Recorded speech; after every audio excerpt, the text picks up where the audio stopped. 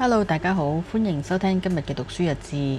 今日想同大家傾下每日都會做但好少認真諗嘅話題——食飯。我哋平時講哲學，成日都聽我思故我在，好似諗嘢先係存在嘅證明。但今日我想介紹呢本書《吃的哲學》，作者 Annie Marie Moore 話：喂，如果你唔食飯，你連諗嘢嘅機會都冇喎。書入面舉咗個例子，作者去度假，一邊行路一邊食蕎麥麵、煎餅配山羊芝士。佢發現行路嗰陣風景係喺你外面嘅，但食嘢嗰陣嗰塊煎餅係會消失喺你個盤，然後變成你身體一部分。呢個就係作者講嘅存在。我哋唔係獨立於世界之外，而係透過食飯將世界納入自己。大家有冇試過俗親？書入面講到一個病人克維默先生，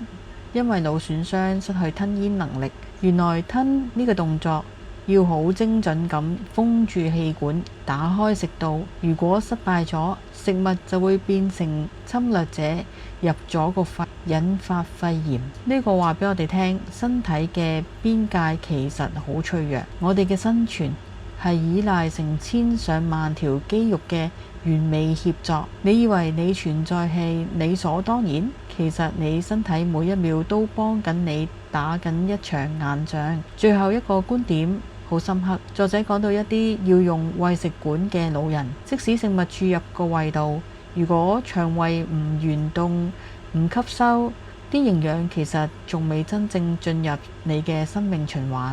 原來我同世界嘅界限唔係嗰層皮，而係嗰種轉化嘅能力。如果冇咗社會嘅照料，冇咗保險制度去提供昂貴嘅營養奶，呢種存在就會斷裂。所以食飯唔單止係填飽個肚，佢係一種參與世界嘅方式。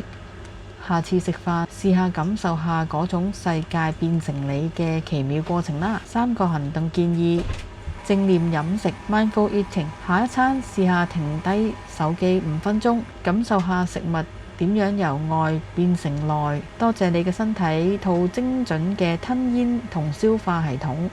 重新定義自我，唔好再覺得自己係孤島。意識到你嘅體力思維其實係由琴晚嗰碗飯嗰塊肉轉化而成嘅。關注食物背後嘅網絡，思考一下你食緊嘅嘢點樣嚟嘅。正如書中講到，我哋嘅存在係依賴社會協作，支持可持續有良心嘅食物來源，其實係守護緊你嘅存在。今日嘅分享嚟到呢度，如果你鍾意呢類嘅導讀，記得 like、share 同埋 subscribe 我嘅頻道讀書日誌。你對食飯又有咩新嘅啟發？歡迎喺下面留言同我講。我哋下集見，拜拜。